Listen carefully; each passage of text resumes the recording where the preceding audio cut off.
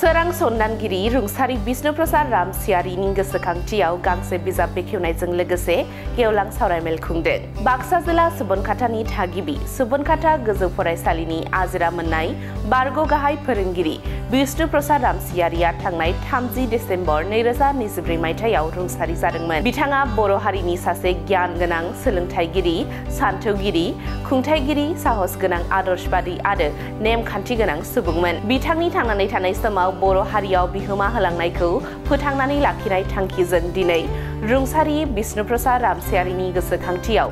सोरां सन्दानगिरि विष्णु प्रसाद रामसियारि मुङै गांसे बिजाब बेखेवनाय जायो। गौहाटी मुलुगसोलोंसालिनि सुबुं हारिमु बिफाननि गाहाय पद्मश्री बान्था मोनगिरि डॉ अनिल बर'आ बे बिजाबखौ बेखेवनानै होयो। सोरां सन्दानगिरि रुंसारि विष्णु प्रसाद रामसियारिनि गोसोखांथियाव बे बिजाब बेखेवनायजों लोगोसेनो बिथांनि जिउ जारिमिन, आदर्श आरो खामानि मावनायनि सायाव गुवारै सावरायनो थाखाय मोनसे सावरायमेलबो खुंनाय जायो। बे गेवलां मेलाव बारग' IPS अफिसार आथिखालाव APSCनि मासिगिरि देवराज उपाध्याया गाहाय आलासि महरै बाहागो लायो। बेजों लोगोसेनो तामुलपुर बियाबनि MLA जलेन दैमारि, समेश्वरी बान्था मोनगिरि गंगाधर रामसियारिजों लोगोसे बाक्सा जिल्ला एबसु, आसु, आगसु, आसा, बर' थुनलाइ आफाद, आइजो अनसाइ आफादनि बिबानगिरिफोरा बे हाबाफारियाव बाहागो लायो। नोंथांमोननि सिगाङाव नोंथांमोननि गेजेरजों जोङो दुलाराय बर' माहारिखौ मिथिहोनो लुबैयो। बिथाङा विष्णु रामसियारिया आं उन्दै समनिफ्राय मिथिगौ। बिथाङा आंखौ फंबाय होनना लिंदोंमोन, आदा लिंदोंमोन। बै समाव जि समाव बर' हारिया जोंखांदोंमोन, दावराव खालामदोंमोन बर' हारिनि थाखाय, बर' हारिखौ फोसाबनो थाखाय, बर' हारिखौ गिदिर गोलाव गोजौ खालामनो थाखाय बे समाव बिथाङा आन्दायजोबाबो स्ट्रागल खालामदोंमोन। बे स्ट्रागलखौ जों मिथिगौ बेनो जे बर' हारि हिसाबै जोंखौ बुंदोंमोन, ओइ फंबाय कानसर, ओइ फंबाय बर' रायजोफोर बिसोर मोजां लाखि, मोजां थां, मोजां सलि, बेयावबो जोंनि हारिखौ मोजां लांनांगौ, जोंनि हारिखौ मोजां दैदेनलांनांगौ। बे बाथ्राखौ बराय बिथाङा गोसोआव लाखिदोंमन। मानो होनना बुङोबा बेनिफ्राय जोंहा ओरैबायदि जाखादोंमोन जे बर' हारिखौ गामि गामि थांनानै जोंबो बुंहैदोंमोन, ओइ बर' हारि दावगा, बर' हारिखौ लाखि, बर'नि रावखौ फोथांना लाखि, बर' हारिखौबो जों लाखिनांगौ, बर' रावखौ मोजां लाखि, बर' हारिखौ जों थांना हानांगौ। बे बाथ्राखौ बिथाङा अरायबो बुंगादोंमोन। आरो आंनि बादिबो जों मिथिगौ जे बिथाङा बिभिन्न ट्राइबेल अर्गेनाइजेसनबावबो बर' असम ट्राइबेल संघ, अल आसाम ट्राइबेल संघ, दुलाराय बर' साहित्य सभानि नलबारि डिस्ट्रिक्ट आफादगिरि बिथाङाबो बे समाव दैदेननानै गामि गामि बर' हारिखौ ओरैबायदि माने जोंखांहोदोंमोन बर' हारिनि थाखाय, जाहाथे बर' हारिया बे मुलुगाव थांनो हायो, बे मुलुगाव बर' हारिखौ फोसाबना लाखियो। बे बाथ्राखौ खिन्थु रावबो बावनो हायामोन। आरो बेखायनो बे सुबनखाता ओनसोलाव बिथाङा भेन्सार स्कुल थानाय अबस्थायाव गावनि रेलनि साख्रिखौ गारनानैबाबो बिथाङा बर' हारिनि थाखाय उननि जोलैनि थाखाय मोजां मावनो हानाय बायदिहाय बिथाङा बायदिसिना महरै बायदिसिना खामानि गेजेरजों बर' हारिखौ बिथाङा दिनै जौगाहोदोंमोन। आरो दिनै बेखौ सिमान जादों जे सुबनखाता ओनसोलनि लोगोसे नलबारि डिस्ट्रिक्ट लोगोसे समस्त बर' हारिनि गेजेरजों बिथाङा सासे नाम जानाय मिथिजानाय मानसि। आरो बेखायनो जों समनि दैदेनगिरि होननानै जों सानदों बेखौ बिथाङा। मानो होनना बुङोबा दिनै गोजोनथाव बाथ्रा बेखौनो जे बिथांनि सोरां सन्दानगिरि होनना बिथांनि नामाव जों गांसे बिजाब दिहुनदों। बे बिजाबनि गेजेरजों बे दुलाराय बे ओनसोलनि लोगोसे नलबारि डिस्ट्रिक्ट ओनसोल, सुबनखाता ओनसोलनि लोगोसे बर' हारिनि गेजेरजों जों बेखौ मिथिहोनो लुबैदों जे बेसेबांबायदि जाहाथे जोंनि बर' हारिनि गेजेराव निस्वार्थ जेबो सार्थ गैयै हिसाबै खामानि मावलांनो हायो, बेखौ बिथाङा जोंनि आदर्श हिसाबै जों मानिना लादों। आरो आंखौ बुंदोंमोन बे अल आसाम ट्राइबेल संघनि आं नेहाथारि जायोमोन।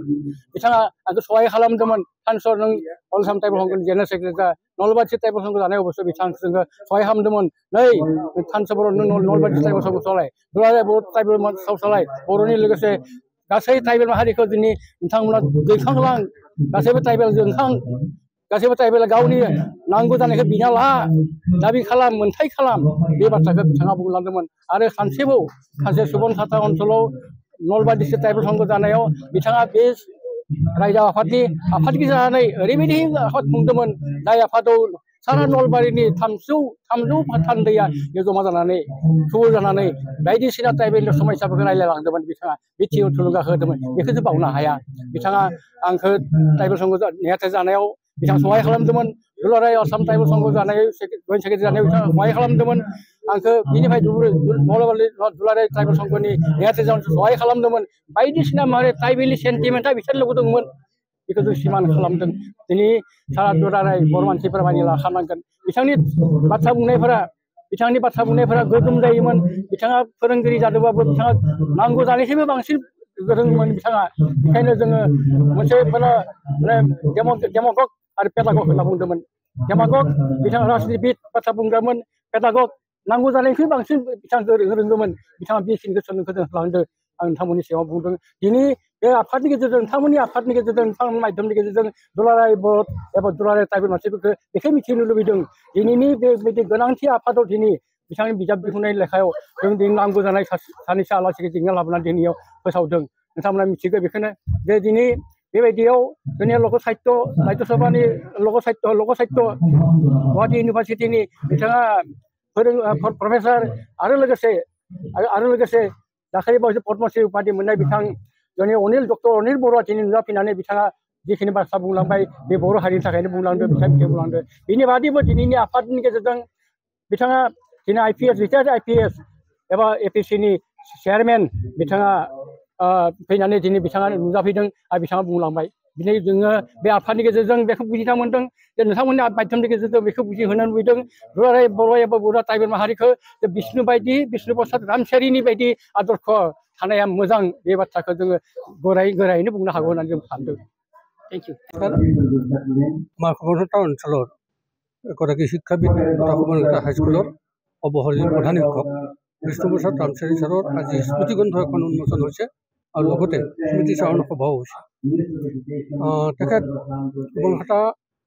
অঞ্চলৰ শিক্ষাৰ পোহৰ বিলাৰ ক্ষেত্ৰত এক বিশেষ ভূমিকা লৈছিল আৰু তেখেতে 69 চনত যেতিয়া বিদ্যালয়খন স্থাপন হৈছিল তেতিয়া কিছুদিনৰ কাৰণে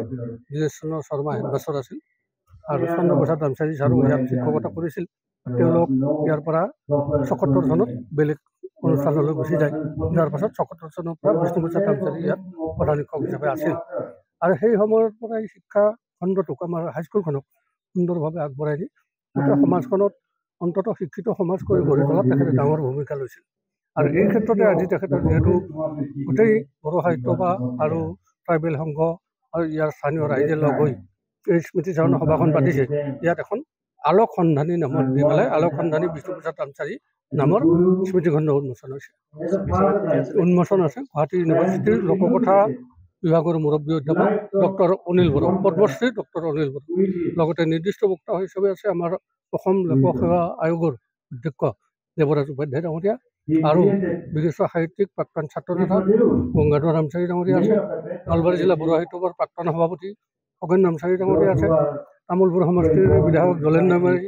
তাৰপিছত আমাৰ প্ৰাক্তন EM বনমালী বড়ো আৰু কেইবাগৰাকী অন্যান্য শিক্ষাবিদো আছে লগতে এই অনুষ্ঠানত বড়ো সাহিত্য সভা আৰু ট্ৰাইবেল সংঘৰ ৰাজ্যিক জিলা আৰু আঞ্চলিক পৰ্যায়ৰ বহু নেতা আছে আপচুৰ নেতা আছে আচুৰ নেতা আছে আকচুৰ নেতা আছে সকলোৱে অংশগ্ৰহণ কৰিছে আৰু এই অঞ্চলৰ সৰ্বস্তৰৰ ৰাইজে শিক্ষাৰ লগত জড়িত হওক বা নহওক সকলো ধৰণৰ ৰাইজে অংশগ্ৰহণ কৰিছে देखियाजुलि बाथासिपुर हालामनि रायजो राजाफोरनि थाखाय गोनांथार फोसावथाय देखियाजुलि बाथासिपुर हालामनि आबै सेन्टार साखाथियाव थानाय बर' बिजोंनि फरायसालि दानसोरां एकाडेमियाव 2025-2026 बोसोरनि थाखाय गोदानै फरायसाफोरनि मुं थिसननाया सोलिगासिनो दङ बे फरायसालियाव थाखो बिथराइनिफ्राय लानानै थाखो 9 सिम मुं थिसननो हागोन 2020 मायथाइयाव गायसनजानाय बे दानसोरां एकाडेमियाव नोंथांमोनहा नांगौ रोखोमनि फोरोंथायनि खाबुफोरखौ मोननो हागोन जेरै फराफारि फोरोंनायनि अनगायैबो कम्पिउटार सोलोंनाय गेलेनाय आलादा थाखो फोरोंनाय जेरै इंराजि आरो हिन्दी आयदानि सायावबो जर'खायै फोरोंथाय होनाय जायो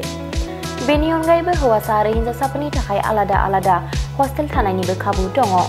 बेजों लोगोसेनो फरायनायाव उन जानानै थानाय एबा गोसोआव लाखिनो हायै फरायसाफोरखौ आलादायै फोरोंनायनिबो खाबु होनाय जादों मख'नो गोनांदि बिथराइ थाखोनि मुं थिसननायखौ बेसेन लायालासे थिसननाय जादों बेनिखायनो गोसो गुदुं दिथागिरि नोंथांमोनहा गाव गावनि गथ'फोरखौ दानसोरां एकाडेमियाव मुं थिसननो गोसो दङब्ला थिसननो हागोन दानसोरां एकाडेमियाव मुं थिसननो थाखाय नोंथांमोनहा 970-745-7550 एबा 88764-80218 जानबुं अनजिमायाव फोनांजाब खालामनानै सुलाद लानो हागोन